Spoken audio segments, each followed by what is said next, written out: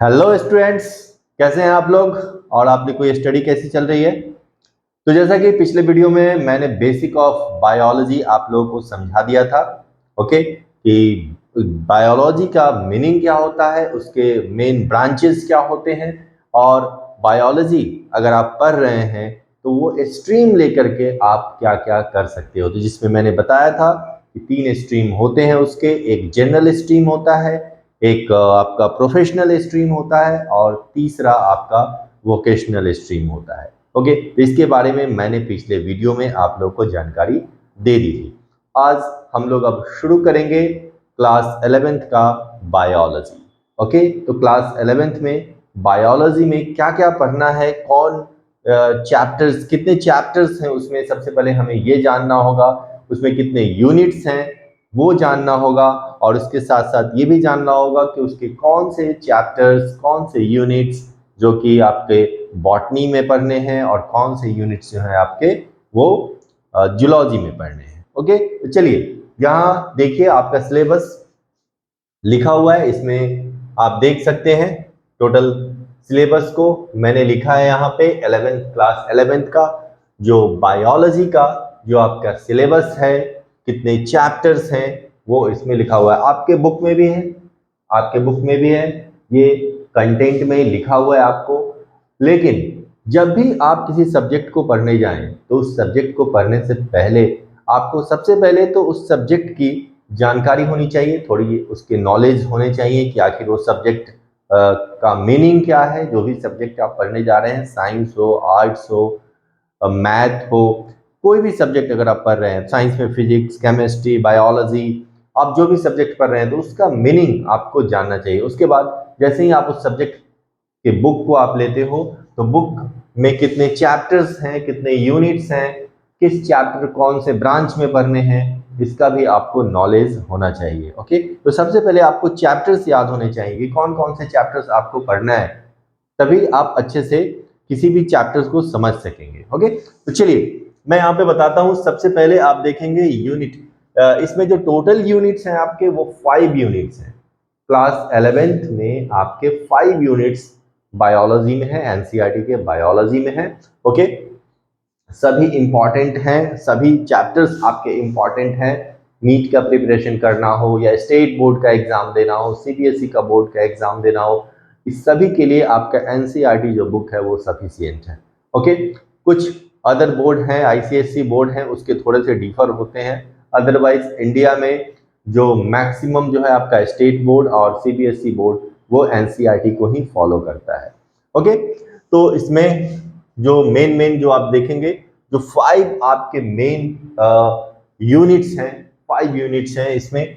तो सबसे पहला यूनिट वो क्या कहता है, मैं एक ब्रीफ इंट्रोडक्शन आपको पूरे यूनिट्स का यहाँ पे देने वाला हूँ।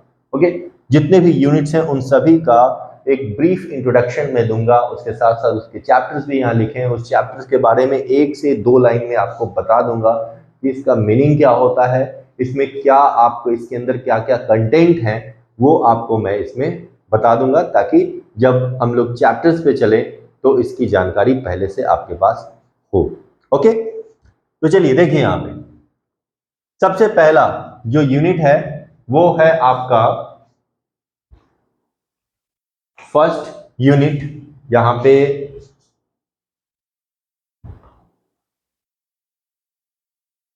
जो आपका पहला यूनिट है वो देखेंगे diversity in the living world. Okay, देखिए आप, diversity in the living world पहला यूनिट, फर्स्ट यूनिट आपका क्या है, diversity in the living world. तो इस यूनिट का सबसे पहले अगर आप जान गए कि इसका मीनिंग क्या होता है, तो डाइवर्सिटी मतलब डिफरेंसेस होते हैं, वैरायटी होते हैं, और लिविंग वर्ल्ड मतलब आपको पता है जितने भी लिविंग थिंग्स हैं उनके बारे में जब हम स्टडी करते हैं वो पूरा लिविंग वर्ल्ड कहलाता है। तो उस लिविंग वर्ल्ड में कितनी डाइवर्सिटी है, कितने वैरायटी के ऑर्गेनिजम्स उसमें मौजूद हैं, उसके बारे में इस पूरे यूनिट में हमें पढ़ना है, स्टेप बाय स्टेप पढ़ना है, एक एक करके। इसीलिए चैप्टर भी जो है आपका वो बिल्कुल स्टेप बाय स्टेप दिया हुआ है वहां, यहाँ पे चैप्टर 1। तो चैप्टर 1 देखेंगे द लिविंग वर्ल्ड। ओके, पहला चैप्टर बना द लिविंग वर्ल्ड। तो सबसे पहले diversity in the living world, ये यूनिट का नाम हो गया आपका, उसमें पहला चैप्टर बना आपका द लिविंग वर्ल्ड। तो द लिविंग वर्ल्ड का मतलब क्या हुआ? द लिविंग वर्ल्ड आप देखेंगे यहाँ पे, द लिविंग वर्ल्ड आपका पहला चैप्टर है, ओके, द लिविंग वर्ल्ड। यहाँ पे द लिविंग वर्ल्ड यानी कि जितने ये जो वर्ल्ड है उसमें हमें लिविंग थिंग्स जितने भी हैं उन सभी के बारे में पढ़ना है, तो उसको कहा गया the living world. Okay, second chapter है आपका बायोलॉजिकल क्लासिफिकेशन। तो जब लिविंग वर्ल्ड में हम पढ़ें, लिविंग वर्ल्ड के बारे में जब हमने पढ़ा कि उसमें लिविंग, नॉन लिविंग क्या क्या होते हैं, लिविंग थिंग्स क्या होते हैं, वो किस तरह से इंटरेक्ट करते हैं नॉन लिविंग थिंग्स से, निर्जीव वस्तुओं से, उसके बारे में जब पढ़ने के बाद हमें ये जानकारी होनी चाहिए कि आखिर ये लिविंग वर्ल्ड इतना बड़ा जो लिविंग वर्ल्ड है उसको हम किस तरह से अलग अलग करके हम स्टडी कर सकते हैं। एक साथ तो पॉसिबल नहीं है, इसलिए नेक्स्ट जो चैप्टर बना आपका वो बायोलॉजिकल क्लासिफिकेशन बना, क्योंकि जितने भी लिविंग थिंग्स हैं वो एक ही ब्रांच के अंदर आते हैं, वो है आपका लाइफ साइंस, बायोलॉजिकल साइंस और बायोलॉजी। ये तीनों नाम मैंने ऑलरेडी प्रीवियस वीडियो में मैंने आपको बता चुका हूं। तो यहाँ पे आप देखेंगे बायोलॉजिकल क्लासिफिकेशन, इसलिए सेकेंड चैप्टर जो बना वो बायोलॉजिकल क्लासिफिकेशन बना। इस बायोलॉजिकल क्लासिफिकेशन में पूरे लिविंग वर्ल्ड को बखूबी बहुत ही अच्छे ढंग से जो है उसको क्लासिफाई किया गया है बायोलॉजिकल क्लासिफिकेशन चैप्टर में। जितने भी लिविंग वर्ल्ड है उनको पूरी तरह से डिवाइड किया गया है काफी अच्छे से। जब हम लोग चैप्टर पे चलेंगे तो वन बाय वन सारे जो बायोलॉजिकल क्लासिफिकेशन है उसको हम लोग पढ़ेंगे। तो इसमें आप देखेंगे जो 5 किंगडम क्लासिफिकेशन जो कि आर.एच. व्हिटेकर के द्वारा दिया गया वो बहुत ही इंपॉर्टेंट है। उसमें पूरे लिविंग वर्ल्ड को क्लासिफाई कर दिया गया है। तो सबसे जो मेजर जो उसमें आते हैं आपको क्लासिफिकेशन में वो दो आते हैं, प्लांट और एनिमल। तो इसलिए थर्ड चैप्टर बना आपका plant kingdom and third chapter बना आपका plant kingdom and fourth chapter number 4 आपका बन गया एनिमल किंगडम, जो कि डिटेल क्लासिफिकेशन पढ़ना है दोनों का, प्लांट किंगडम का एंड एनिमल किंगडम का। ओके, तो यहाँ पे देखें जो पूरे लिविंग वर्ल्ड था उसको यहाँ पे डिवाइड किया गया है diversity in the living world में। बहुत ही इंपॉर्टेंट और बहुत ही इंटरेस्टिंग यूनिट है ये। इसमें हम लोग पढ़ेंगे पूरे वेराइटी, जितने भी वेराइटी के हैं ऑर्गेनिज्म है, 1.7 मिलियन आप देखेंगे 1.7 मिलियन स्पीसीज इस पूरे वर्ल्ड में अभी सरवाइव कर रहे हैं।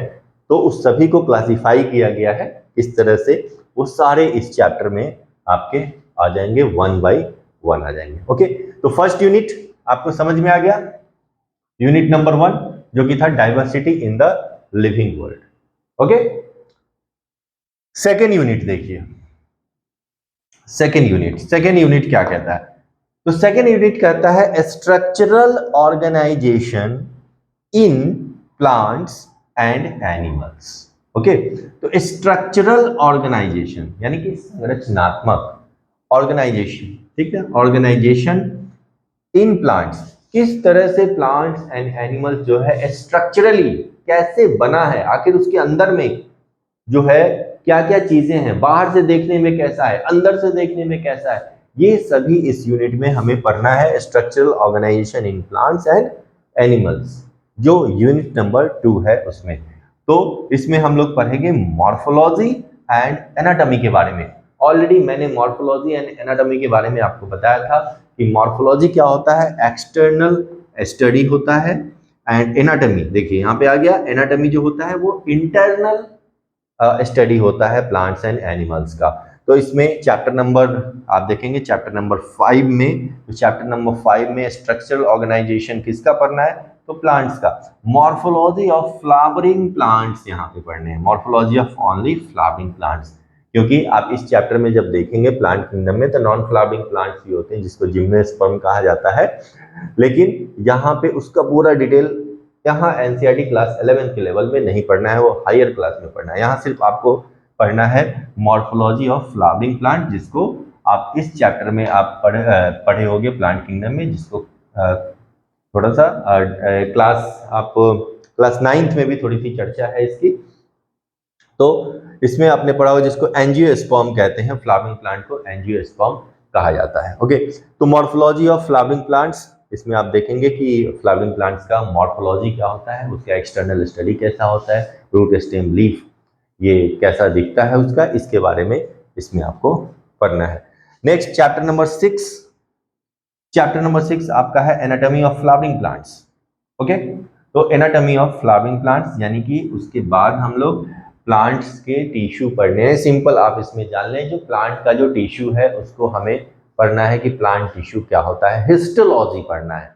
एनाटॉमी के साथ साथ यहाँ पे हिस्टोलॉजी भी पढ़ना है। एनाटॉमी जब हम डाइसेक्ट करेंगे प्लांट को डाइसेक्ट करने के बाद उसके अंदर के स्टडी करेंगे तो ऑब्वियस सी बात है, जब हम ऑर्गन को डाइसेक्ट करेंगे तो उसमें टिश्यू निकलेगा, टिश्यू के बाद सेल निकलेगा। ओके, तो टिश्यू के बारे में हम लोग पढ़ेंगे इस जो चैप्टर नंबर 6 है एनाटॉमी ऑफ फ्लावरिंग प्लांट्स में। ओके, चैप्टर नंबर 6 में हम लोग पढ़ेंगे।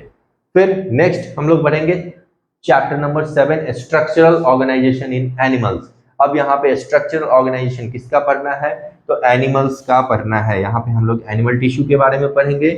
ओके, और कुछ ऐसे एनिमल्स हैं जिसके हम लोग मॉर्फोलॉजी भी पढ़ेंगे और उसका स्ट्रक्चरल ऑर्गेनाइजेशन भी पढ़ेंगे, जिसमें कॉकरोच है, ओके, फ्रॉग है एंड अर्थवर्म है। ये 3 आपके एनसीईआरटी में दिया हुआ है जिसको हम लोग इसमें स्टडी करेंगे। ओके, तो चलिए नेक्स्ट यूनिट पर हम लोग बढ़ते हैं। नेक्स्ट यूनिट आप देखें यूनिट नंबर 3। यूनिट नंबर 3 जो है आपका वो है cell, structure and function. Class 8 से हम लोग पढ़ते आ रहे हैं सेल के बारे में। क्लास 8 में भी ये सेल के बारे में दिया है, क्लास आपके 9th में भी दिया है और अब क्लास 11th में भी दिया है। तो सेल जो कि एक इतना वास्ट स्टडी इसका होता है जिसके बारे में क्लास 8 से ही हमें सिखाया गया है, और बेसिक जो इसका डेफिनेशन है, जो इम्पोर्टेंट डेफिनेशन है वो है cell is the structural and functional unit of life. Okay, तो इसके बारे में हम लोग ऑलरेडी क्लास 8 से जानते आए हैं, तो सेल को समझने में ज़्यादा परेशानी नहीं होती है, कोई ज़्यादा इसमें दिक्कत नहीं आती है, हम लोग इजीली इसको समझ लेते हैं। बट मैं बताया हूँ ये काफ़ी वास्ट होता है, सेल काफ़ी वास्ट होता है, और ये इसके स्टडी को मैंने लिखाया था साइटोलॉजी कहते हैं। Study of cell is known as cytology. तो सेल के अंदर के जो कंपोनेंट्स होते हैं, सेल का स्टडी करना, सेल के कंपोनेंट्स का स्टडी करना, सेल कैसे फंक्शन करता है उसके बारे में जानना, ये सभी एक ब्रांच के अंतर्गत आता है जो कि साइटोलॉजी कहलाता है। इसके बारे में मैंने बेसिक ऑफ बायोलॉजी जो वीडियो आप देखेंगे वो जा करके उसमें समझ में आपको आ जाएगा। ओके, तो cell structure and function, cell का स्ट्रक्चर क्या है, उसका फंक्शन क्या है, ये हमें पढ़ना है यूनिट नंबर 3 में, यूनिट नंबर 3 में। तो चैप्टर नंबर 8 इसलिए बना the cell the unit of life. जो सेल होता है वो यूनिट ऑफ लाइफ होता है। ठीक, जब इसका डिटेल पढ़ेंगे हम लोग एक एक करके देखेंगे कि सेल आके यूनिट ऑफ लाइफ क्यों है, सेल को ही यूनिट ऑफ लाइफ क्यों कहते हैं, टिश्यू को क्यों नहीं कहते, मॉलिक्यूल को क्यों नहीं कह देते, इसके बारे में हम लोग इस चैप्टर में पढ़ेंगे। ओके, अब cell the unit of life के बाद जो नेक्स्ट चैप्टर है, चैप्टर नंबर 9, वो है आपका बायोमॉलिक्यूल्स। बायोमॉलिक्यूल्स बहुत ही इंपॉर्टेंट है, ये केमिस्ट्री में भी पढ़ना है आपको और यहाँ पे आपको बायोलॉजी में भी पढ़ना है। तो यहाँ पे बायोमॉलिक्यूल्स पढ़ने हैं, कुछ इंपॉर्टेंट बायोमॉलिक्यूल्स यहाँ आपको जानने हैं। Micro biomolecules and macro biomolecules के बारे में आपको पढ़ना है यहाँ पे। ओके, जिसके बाद सेल का फॉर्मेशन होता है, सेल बनता है।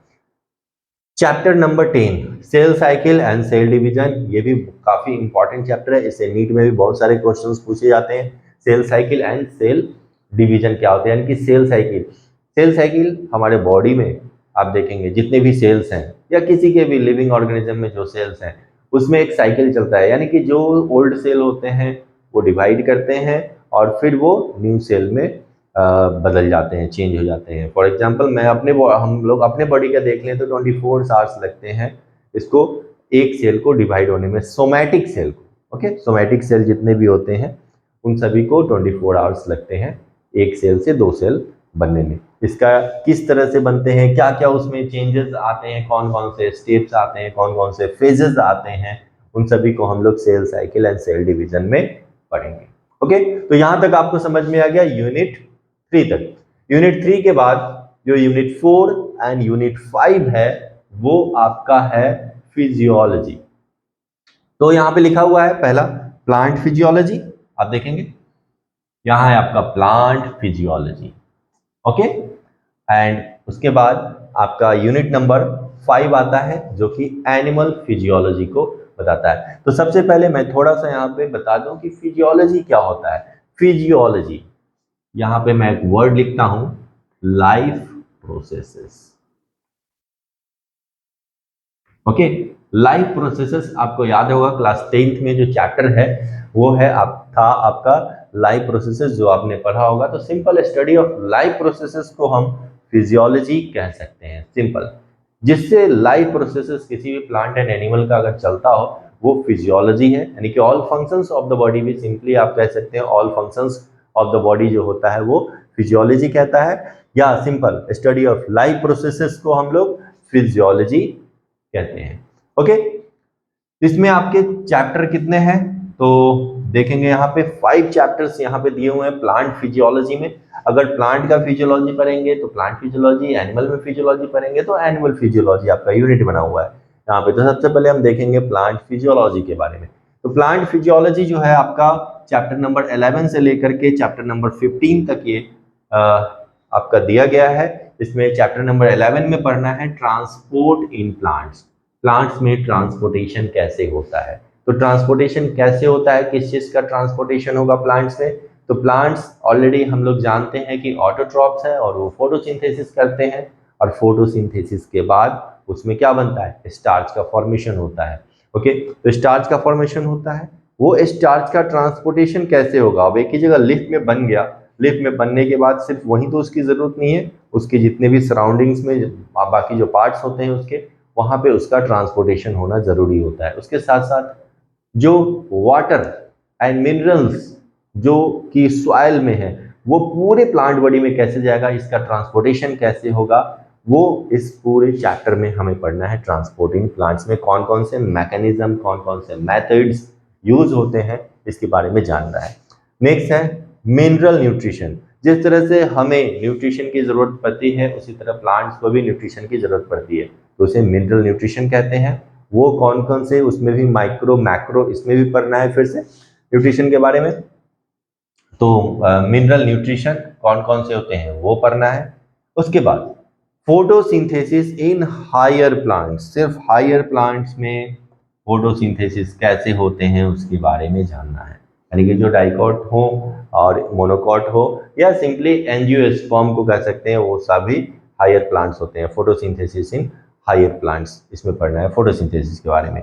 चैप्टर नंबर 14 आपका रेस्पिरेशन इन प्लांट्स। प्लांट्स में रेस्पिरेशन कैसे होता है, जब फोटोसिंथेसिस होगा तो फिर रेस्पिरेशन भी होगा। रेस्पिरेशन किस तरह से होते हैं उसमें, ओके, ग्लूकोज का जो ग्लूकोज है वो कैसे टूटते हैं रेस्पिरेशन में।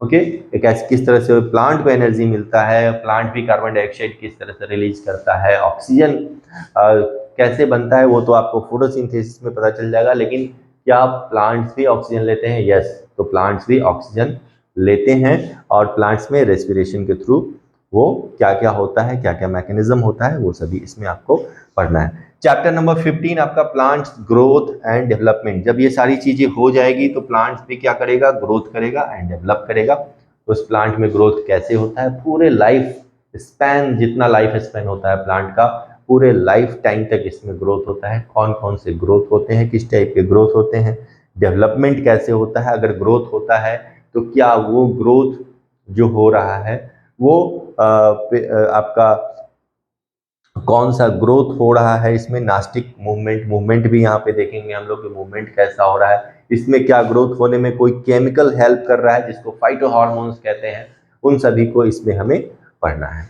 ओके, तो चलिए इन सभी को आपको नोट डाउन करना है तो नोट डाउन कर सकते हैं, या आपके बुक में भी दिया हुआ है, आप उसको देख सकते हैं। चलिए एक और यूनिट है उसको हम लोग भी देख लेते हैं। अब जो 5th नंबर यूनिट है उसको हम लोग देखते हैं।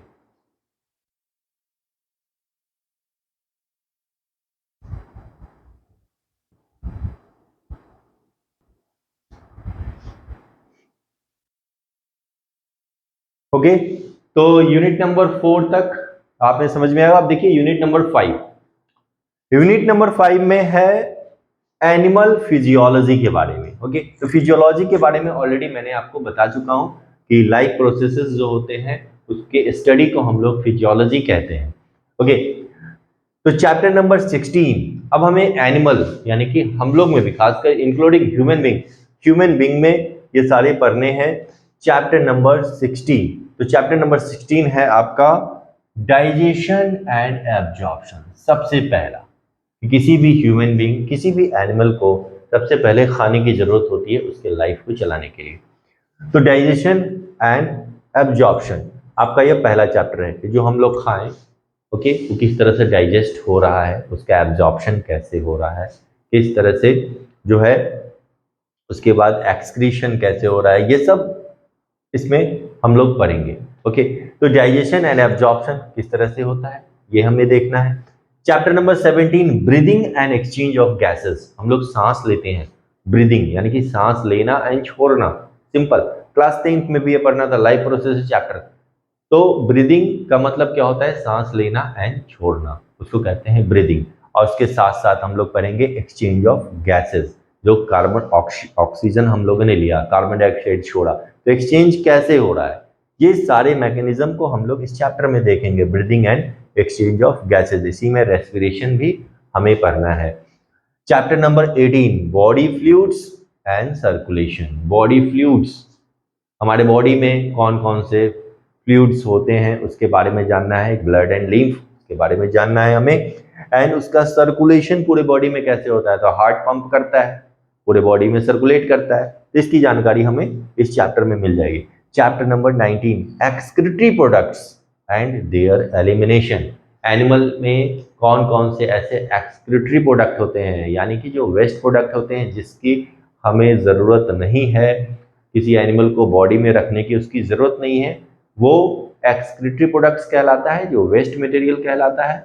और उसका एलिमिनेशन का मतलब होता है उसको किस तरह से बाहर कर दिया जाए, एलिमिनेट कर दिया जाए, हटा दिया जाए, उससे इस चैप्टर का नाम दे दिया गया excretory products and there elimination, जो कि क्लास 10th में इसके बारे में पढ़ना था, एक्सक्रीटरी सिस्टम के बारे में। ओके, चैप्टर नंबर 20, अब animal locomotion and movement. Locomotion का मतलब होता है, आप यहाँ पे देखेंगे लोकोमोशन एंड मूवमेंट, ठीक, ये दो वर्ड यहाँ पे दिया हुआ है, तो वर्ड का मीनिंग आपको आना चाहिए।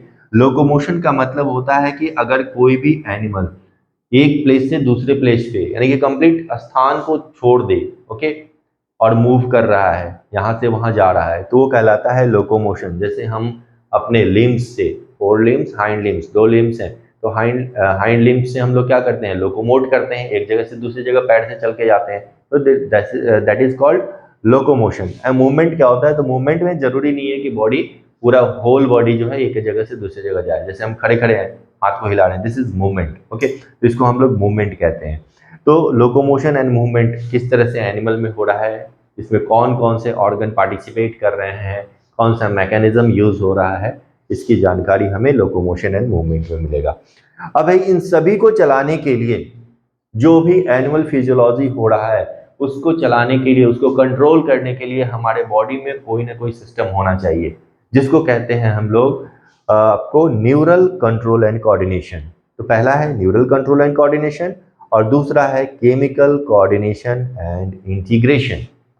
न्यूरल कंट्रोल एंड कोऑर्डिनेशन, जो कि control and coordination chapter class 9th में आपने पढ़ा था, वो है, उसी में दोनों थे, क्योंकि एनिमल में जो होता है कंट्रोल एंड कोऑर्डिनेशन वो न्यूरल भी होता है एंड केमिकल हार्मोन से, न्यूरल आपका नर्वस सिस्टम जो होता है, हमारा ब्रेन है, उन सभी से जो होता है। केमिकल कोऑर्डिनेशन एंड इंटीग्रेशन, इसमें आपको हार्मोन्स के बारे में पढ़ना है। केमिकल कोऑर्डिनेशन, किस तरह से हार्मोन्स कोऑर्डिनेट करते हैं और उसका इंटीग्रेशन कैसे होता है, एक एक करके कौन से हार्मोन का फंक्शन क्या है, क्या वो किस तरह से परफॉर्म करते हैं, उन सभी का हमें चैप्टर नंबर 22 में पढ़ना है। तो यहाँ आपने देखा क्लास 11th के बायोलॉजी में 22 चैप्टर्स दिए हुए हैं, सभी चैप्टर्स इंपॉर्टेंट हैं।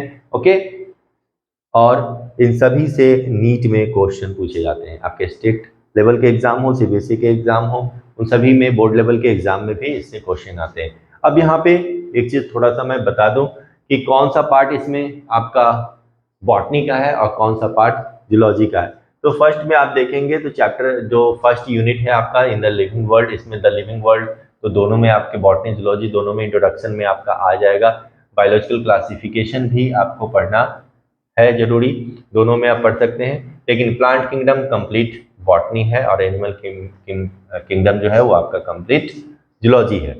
उसका structural organisation in plants and animals, तो मॉर्फोलॉजी ऑफ फ्लावरिंग प्लांट्स ये तो बॉटनी में हो जाएगा, एनाटॉमी ऑफ फ्लावरिंग प्लांट ये भी बॉटनी में हो जाएगा, okay, and structural in animals तो ये आपका जूलॉजी में हो जाएगा, ओके। उसके बाद आप यहाँ देखेंगे सेल, तो सेल जनरली जो सेल आपका जो चैप्टर है वो आपको बॉटनी में ही पढ़ा जाता है, लेकिन हमें एनिमल में भी सेल की जानकारी चाहिए, तो इसके लिए हमें उसको पढ़ना जरूरी होता है। और यहाँ तो क्लियर है, प्लांट फिजियोलॉजी बॉटनी का पार्ट हो गया एंड एनिमल फिजियोलॉजी जो हो गया वो आपका जूलॉजी का पार्ट हो गया। तो इसको आप अच्छे से समझ ले, फिर हम लोग फर्स्ट चैप्टर हम लोग शुरू करेंगे, ओके। पहले जूलॉजी का पार्ट को कवर करेंगे, फिर हम लोग बॉटनी पे जाएंगे। तो चलिए तब तक वीडियो आप देखते रहिए और वीडियो को लाइक करना बिल्कुल ना भूलें, लाइक शेयर जितने भी फ्रेंड्स हैं उन सभी को आप वीडियो को शेयर करें। थैंक यू, मिलते हैं नेक्स्ट वीडियो में।